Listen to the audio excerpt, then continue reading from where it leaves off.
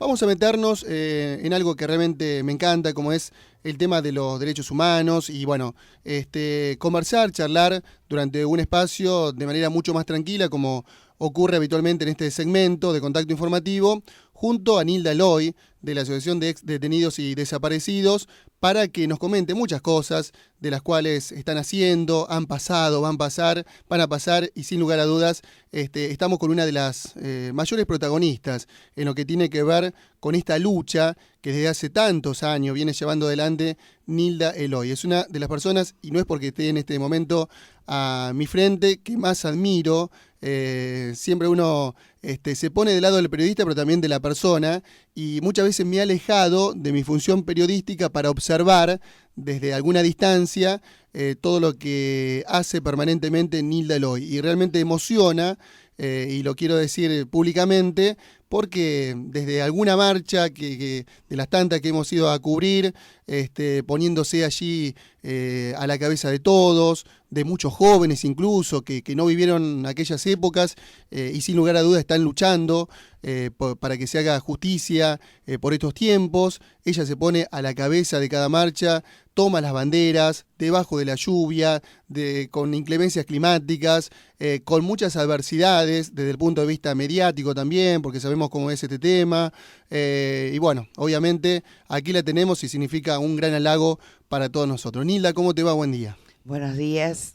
Bueno, gracias por todo, pero bueno, no es la cuestión, no es personal, es que bueno, no estoy sola y es como que uno dice, se pone en la cabeza, no tengo montones de manitos en la espalda que son las que hacen que uno siga adelante y bueno, ocupe el lugar que tiene que ocupar. Sos una persona que aquellos que estamos haciendo notas permanentemente, bueno, te apreciamos, te queremos mucho, realmente, bueno, esperemos que vos también lo sientas de esa manera, que la gente te quiere, porque charlando así con muchos colegas, y esto creo que nunca lo hemos charlado personalmente, el aprecio que te tenemos es muy, muy grande.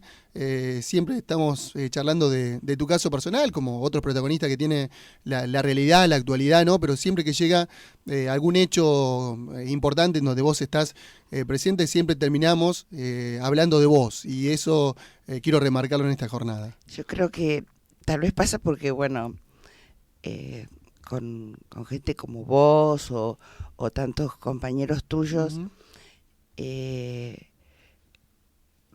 primero ustedes están trabajando y tiene que contestarles y tratarlos bien, porque, a ver, están trabajando y por otro lado, uno necesita de ustedes para poder hacernos escuchar.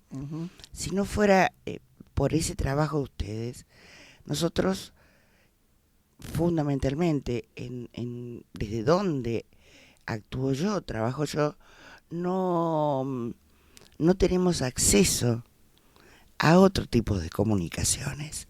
Entonces uno tiene que valorar eso y ustedes saben que normalmente vienen y me dicen y yo siempre me hago los tiempos, y a su vez cuando yo he estado por momentos muy mal o no he podido hablar o lo que sea, siempre he sido respetada por ustedes. Sí, pues sabemos que muchas veces, y los periodistas por allí, no todos, pero bueno, muchas veces no entendemos que una persona muchas veces no puede hablar o no le conviene hablar porque puede estropear alguna investigación, alguna causa, puede herir susceptibilidades.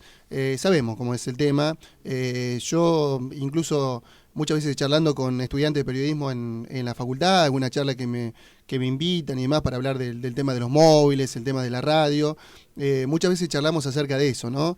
Del tacto que debe tener uno a la hora de encarar alguna entrevista, porque sabemos que a lo mejor la persona que está para ser entrevistada tiene todas las ganas del mundo de hablar o de ser parte de esa entrevista o de darnos la mano porque estamos trabajando, como bien decías recién, pero muchas veces hay algunas cuestiones a tener en cuenta. Que no podés. Y yo lo que rescato es, o sea, yo respeto cuando soy respetada. Ujú.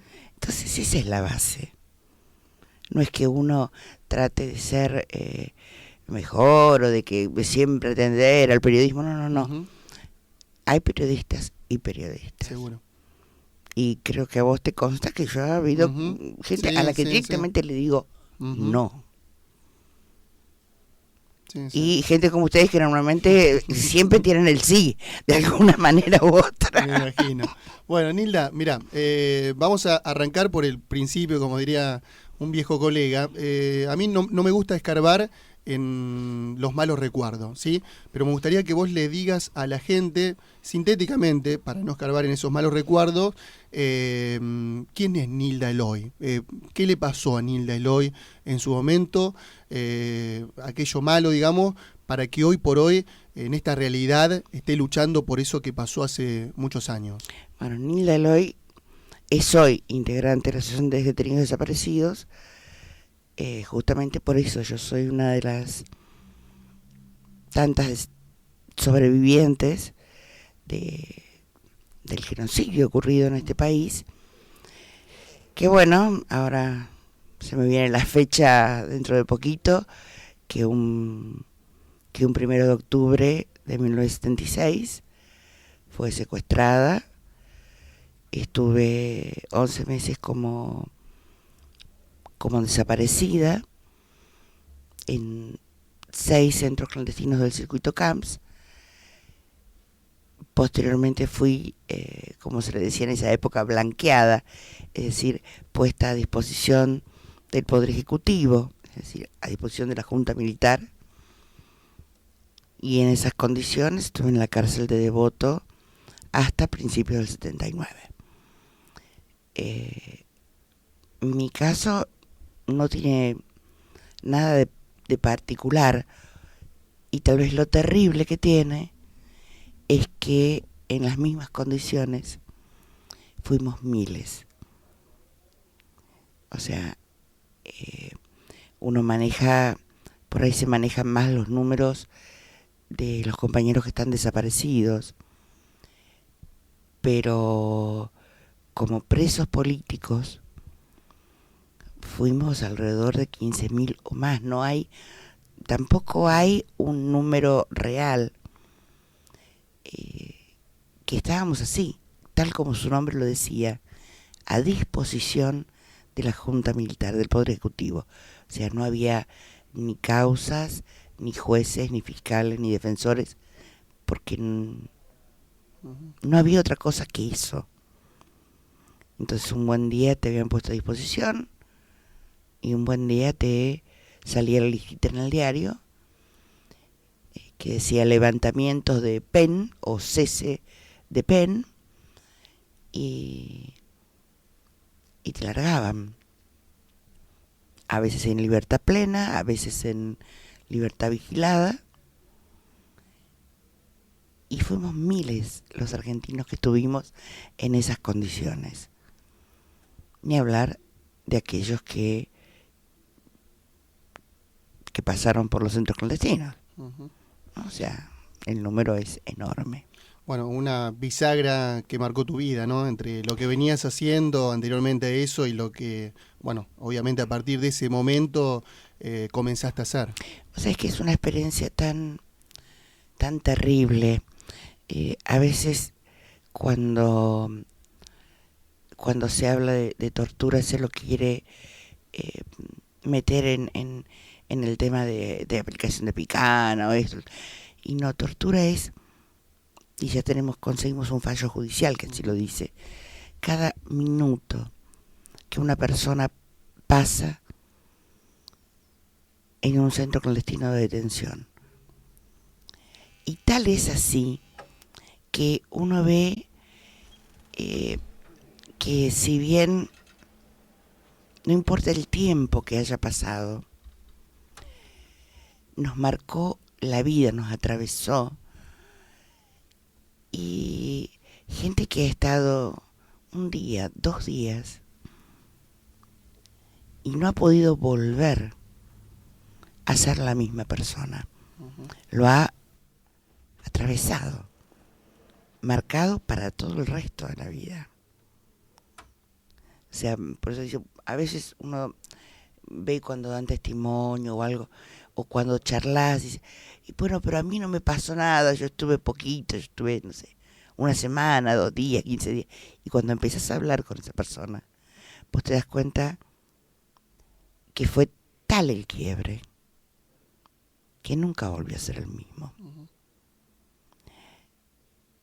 Entonces en parte cumplía el efecto que se buscaba, ¿no? Y con tu familia, con los integrantes de tu entorno en aquel momento previo a eso y después de eso, ¿cómo fue llevando o sobrellevando todo esto que te ha ocurrido? Y fue muy difícil. Fue difícil lo era para las familias, porque el que era secuestrado, bueno, entraba en, tal como se lo nombra, en un circuito, Ujú. Y la familia entraba en otra cosa, en golpear puertas, en tratar de averiguar, en someterse a todas las humillaciones. Es tan atroz el día a día de no saber y de que la respuesta sea negativa en todos lados, el no tener nada. O sea, a nadie se lo traga la tierra. Y lo desesperante del delito de la desaparición en cuanto a lo que produce en el resto de la familia es esa cosa del día a día sin tener respuesta. Y en estos últimos años con eso del plan iniciativa, de la toma de muestras, que se han ido reconociendo restos de compañeros, creo que ha quedado más patente, se ha hecho más visible ese proceso. ¿Por qué? Porque uno decía, bueno, son los huesos. Pero esas familias, recién en este momento, empiezan a hacer el duelo. Ujú. Parece increíble, porque vos Sí, decís, sí, sí, no seguro. podían pensar de Ujú. que estaban vivos. No pasa por Ujú. eso. Pasa por el no saber. Seguro. Cuando ya, bueno, obviamente dejando esa etapa lamentable, ¿no? De la Argentina y que tanto mal ha causado y tanto horror ha metido en la sociedad y fundamentalmente aquellos que lo vivieron desde adentro, como tu caso y demás. Bueno, yo nací en 1974, tenía 2 años en ese momento, pero en el después, digamos, ¿tenías temor, tenías miedo, miraba para todas partes cuando salías a la calle? ¿Cómo viviste esos días sucesivos o posteriores a tu liberación? Yo salí con mucho miedo. Miedo que me duró muchos años. Ujú. Eh,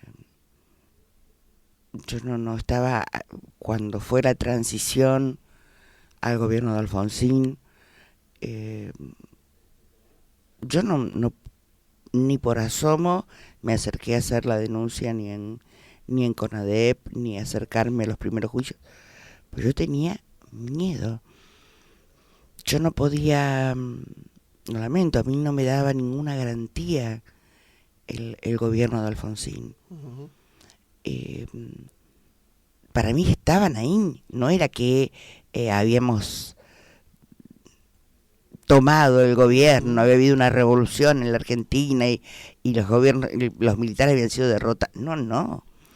Entonces yo tenía pánico, yo decía, nos van a matar a todos, encima le están dando todos los datos, no lo Ujú. podía creer.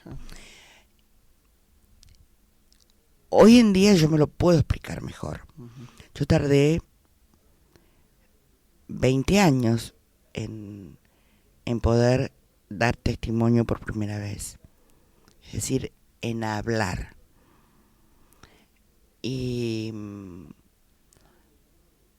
uno sale con ese mandato del represor, Ujú. que es el de silencio. Y, y romper cuesta. O sea, es un proceso personal. Por suerte ha habido compañeros que han podido salir e inmediatamente denunciar y hablar. A otros nos ha llevado muchos años. Otros lo están haciendo ahora. En ese, bueno, vos lo conocés, en ese dichoso juicio por la verdad, siguen declarando compañeros que no han declarado nunca. Y a otros les tomará 5 años más y habrá compañeros que no lo puedan hacer nunca. No es fácil. Yo no era un tema que fuese tabú en mi familia, adentro de la familia. De la familia, de la gente que me conocía normalmente, digamos, de la gente donde yo vivía con mis padres, teníamos un kiosco de diarios, así que te podés imaginar que conocíamos a todo el mundo, un kiosco muy viejo. Nadie ignoraba qué era lo que me había pasado, pero no se hablaba. Y ahora, una vez que empezás a hablar y que empezás a romper ese mandato, tal vez adquirís el otro mandato, el de aquellos que compartieron cautiverio con vos y no tienen el derecho que yo tengo de poder hablar. Estamos compartiendo con Nilda Eloy, ex detenida y desaparecida, aquí en el aire de la 90.1 Keops FM. Le agradecemos a Pablo, Enrique, por el café que acercaron aquí. Nilda, te invitamos a compartirlo, si no se te va a enfriar. Nosotros le decimos a la gente que estamos en el 427-4000, contestador automático de la radio, 427-2525, línea directa con la producción. Estamos también en keopsfm@hotmail.com, que es el mail de la 90.1, para que nos envíen cualquier tipo de consulta, de comentario, de alusión a este caso o a lo que sea. También estamos en Facebook, nos buscan en keopsfm 90.1 y también en Twitter, @keopsfm, donde también tenemos varios saludos. Nilda, te pregunto, ¿cómo nace la asociación, ya que hablabas de que todos están juntos ahora, compartiendo testimonios y demás, y cómo surge la asociación de ex detenidos y desaparecidos? Bueno, la anécdota entre mis compañeros es que surge en los pasillos de la CONADEP. Cuando van acercándose a dar testimonio, a hacer las denuncias, yo creo que los sobrevivientes se van reconociendo entre sí. Y no tenían cabida, por más que muchos se habían acercado a un organismo u otro. A ver, eran una cosa distinta, no eran familiares, no eran madres, no eran hijos, eran otras. Eran la voz que era difícil escuchar,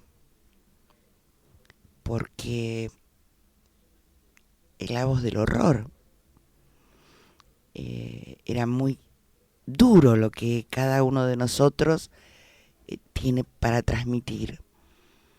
Y bueno, ahí en el año 84 se van juntando, por eso te digo, no se inició en los pasillos de la CONADEP, pero la anécdota es que fueron ese lugar, digamos, esa circunstancia, la que hace que los sobrevivientes empiecen a reunirse y a conformar ya en enero del 84 la Asociación de Detenidos Desaparecidos. Y hasta ahora, sí, yo me acerqué a la asociación recién en el año fines del 97, que los conocí y nunca más me aparté, porque bueno, era con quienes yo podía hablar sin tener que explicar. No, aunque no hubiera compartido ni el mismo lugar ni el mismo tiempo, evidentemente había códigos comunes, esto que yo digo, esa experiencia que te atraviesa. Entonces sentí que era mi lugar. y acá estamos. Yo te conocí en el marco del juicio de Chicolás, bueno, obviamente con aquella, y todavía sigue siendo tema, desaparición de Jorge Julio López. Nunca voy a dejar de recordar que vos fuiste quien me alertó de la desaparición de López porque en ese día estabas vos con 4 o 5 personas más, creo que eran todas mujeres, ahí en la puerta del Salón Dorado de la municipalidad, y vos contándoles a esas 4 o 5 mujeres de que estaba el rumor, la versión o la noticia de que López no estaba, como que no, que había desaparecido, que no sabían de él y demás. Y después me acuerdo que serían cerca de las 9 de la mañana, 9 y cuarto. Yo tenía que grabar para las 9 y media, 10 de la mañana, y te terminaba haciendo una nota a vos ese día. Eso también te volvió a marcar a vos y te volvió a llegar a pensar, digamos, que no podían volver épocas pasadas, que vos tenías que ponerte al frente de esta lucha para evitar que aquello que había ocurrido no volviera a ocurrir ahora? Mira, ese día yo tuve que tomar una decisión.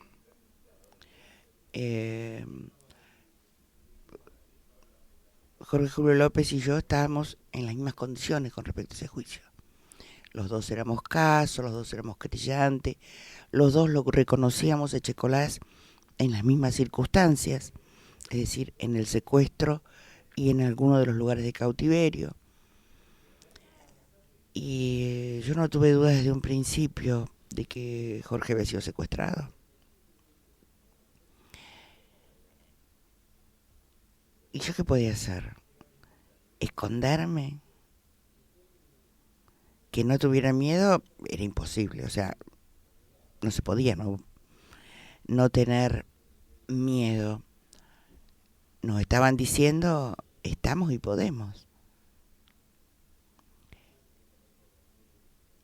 Y yo tenía que elegir o tratar de esconderme debajo de no sé qué,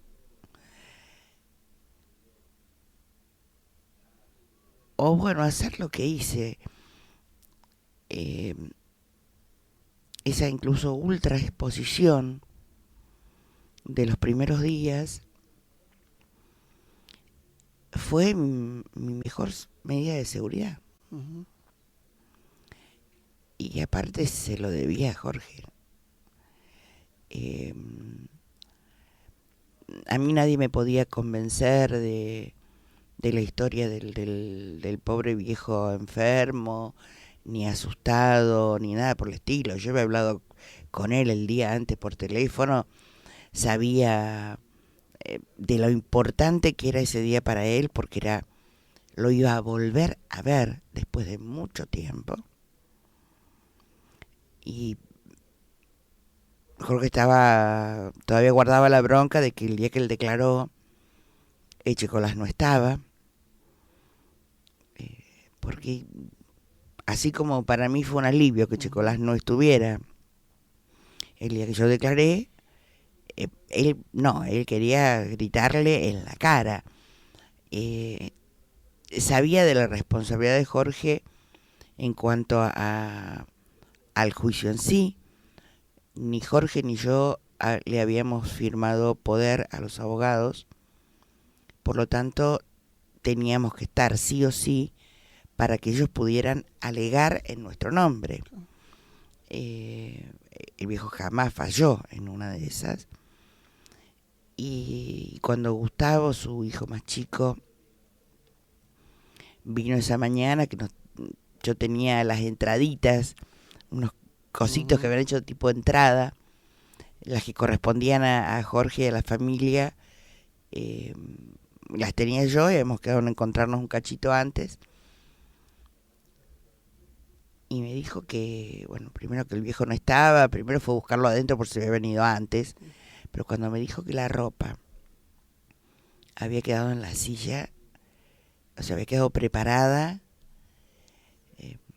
por semejante tontería, a mí fue como cuando te cae la ficha, digo, Sí. Al viejo lo chuparon. O sea, incluso volví a usar esa expresión que era la expresión que se usaba en los 70. O sea, nosotros, en la época en que tanto Jorge como yo fuimos secuestrados, en el 76, no se hablaba de desaparición. Ujú. Era una palabra que todavía no estaba en nuestro vocabulario. En el vocabulario de la gente no estaba. Es una palabra que se empieza a usar, yo creo que después de la carta de Rodolfo Walsh. Ujú. Se empieza a usar, a hablar de desaparecidos. Entonces yo en ese momento, cuando Gustavo me dijo que la ropa había quedado, dije, al viejo lo chuparon. Porque otra de las particularidades era el uso para todo lo que tenía que ver con el juicio. Y si era calor, y si era frío, la misma ropa. Ujú.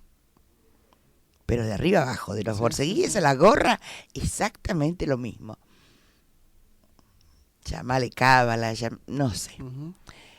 Y yo creo que mi mayor medida de seguridad fue la gente. Porque Sí, todo lo mediático que, bueno, obviamente terminó siendo. Yo, mira, recuerdo que al día siguiente, obviamente el apellido López en la guía hay muchísimos, no tenían forma los distintos medios de comunicación de llegar a la familia, y yo a través de una persona que conocía a López y que circunstancialmente me la encuentro a las 7 de la mañana del día siguiente, y le digo, mirá, pasa esto. Obviamente no había tomado la repercusión nacional todavía el tema, creo que eso fue un lunes, lo de la desaparición el martes, a la mañana, te hablo de 7 de la mañana. Bueno, me dice dónde vive o dónde vivía. Y yo voy a Los Hornos, y cuando golpeo la puerta me atiende Gustavo, que fue el primero en hablar. Es más, fui el primero en hacer una nota de la familia López en ese post hecho de que todo el mundo sabe.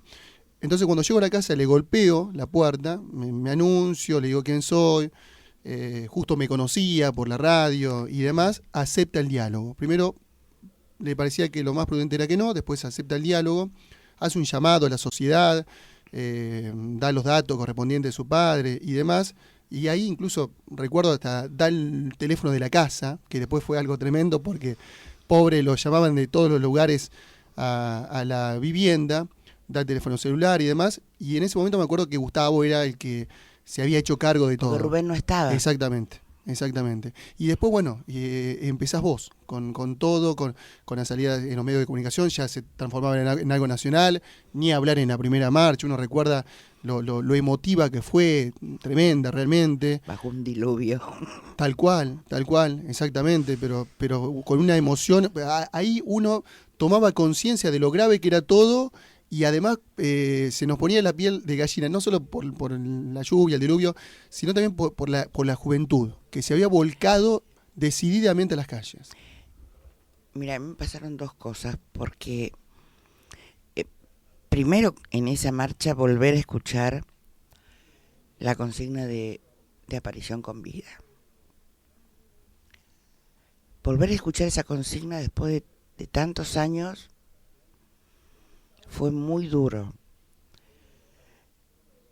Hubo muchos momentos en esa primera semana, primero el mismo 18, cuando, bueno, con Gustavo, esa mañana temprano acordamos que no podíamos salir bueno, arreglamos que él iba a seguir dando alguna vuelta más, porque ya, y cuando hicieron la denuncia en comisaría, nosotros hacíamos la denuncia a la prensa, pero no antes. En el medio teníamos el despiole con el juicio, que el no estar Jorge inhabilitaba a dos abogados. Bueno, fue Sí. todo junto.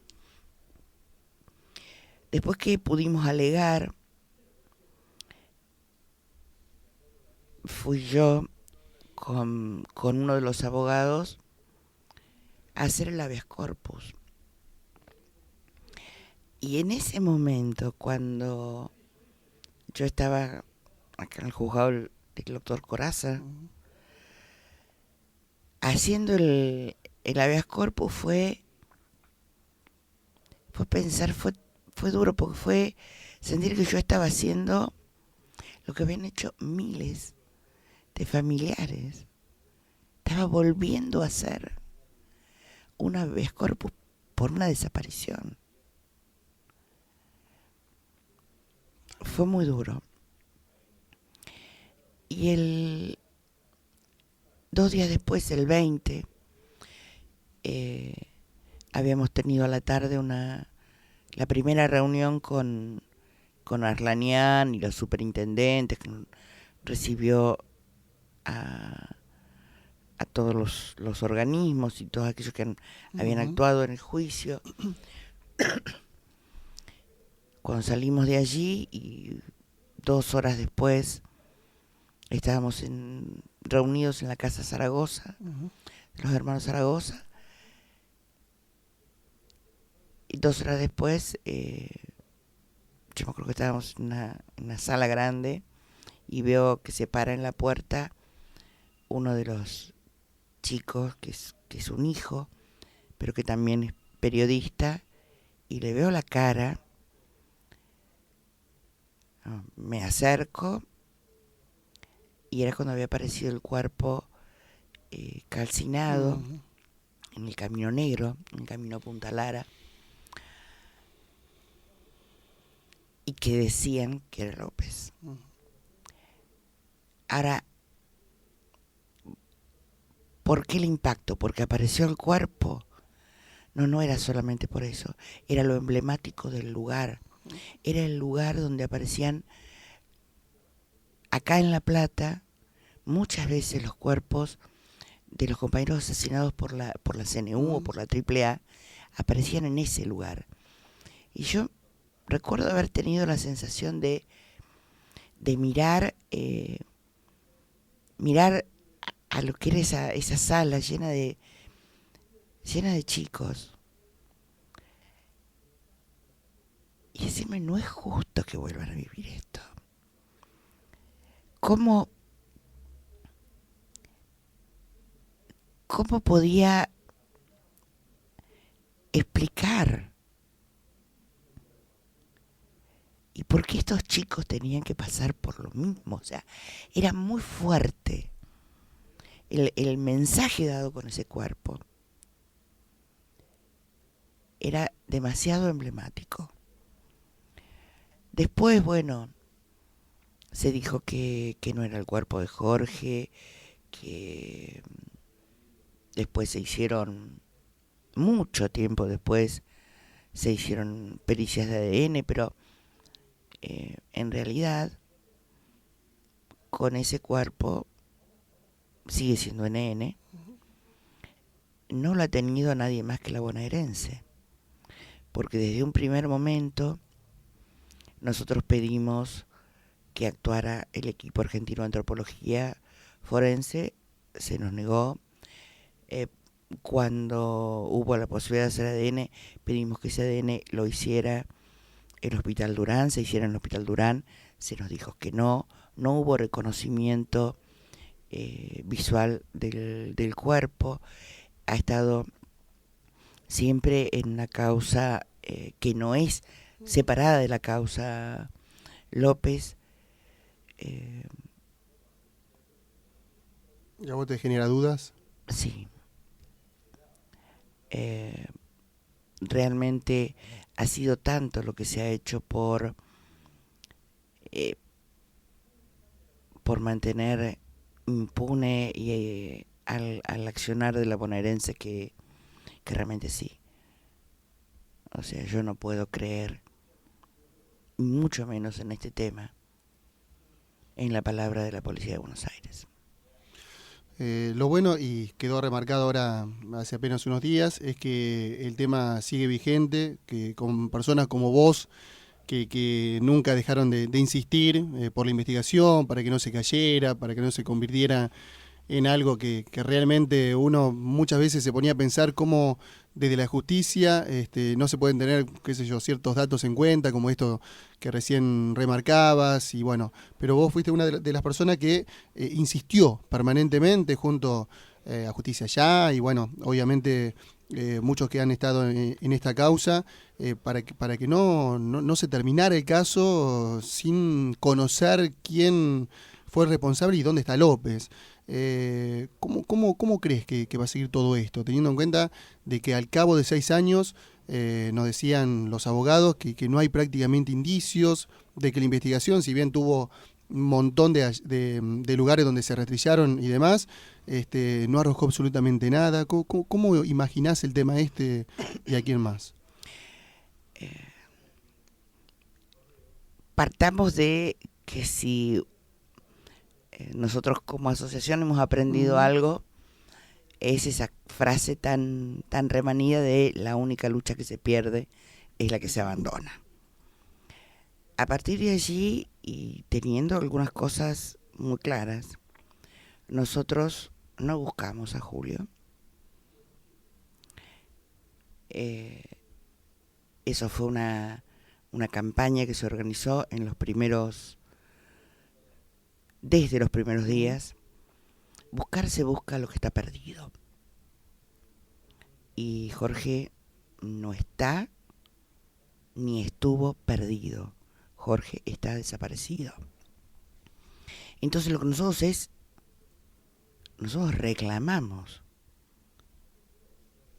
exigimos el derecho que tenemos de reclamar justicia. ¿Cómo reclamamos justicia? De dos maneras. Uno es la causa judicial y la otra es la calle. ¿Y qué reclamamos? Reclamamos la aparición con vida. Uh-huh. Nos pueden decir, bueno, pero si no hay aparición con vida, lo que tiene que haber es la explicación real de los hechos. Uh-huh. ¿Quién, cuándo, dónde, por qué? Tiene que haber responsables. Y por lo tanto, exigimos el castigo a esos responsables. Pero en los dos casos no vamos a bajar los brazos. ¿Y por qué? No solamente porque tenemos el deber de hacerlo, sino lo que pasó el martes en esta ciudad, cuando lluvia, sudestada, y la marcha fue contundente. No fuimos 30 gatos locos. Se hizo correr por esas cosas del Twitter, los teléfonos, esas cosas que yo no manejo, que la marcha se había suspendido. Sí, además, a mí me llegó un mensaje de texto preguntándome, ¿se hace o no la marcha? Porque hay una versión que dice que se suspendió. Lo tengo guardado y todo. Hicieron correr que se había suspendido. Así todos fuimos miles. Esos miles significa que lo que estamos reclamando es lo que corresponde. Que no estamos solos en ese reclamo. Que no es algo que se le pasa a la cabeza a un organismo. No. Usaron para darnos este mensaje tal vez una de las heridas más profundas que tiene este pueblo. Revivir esa herida atroz que es la desaparición. Y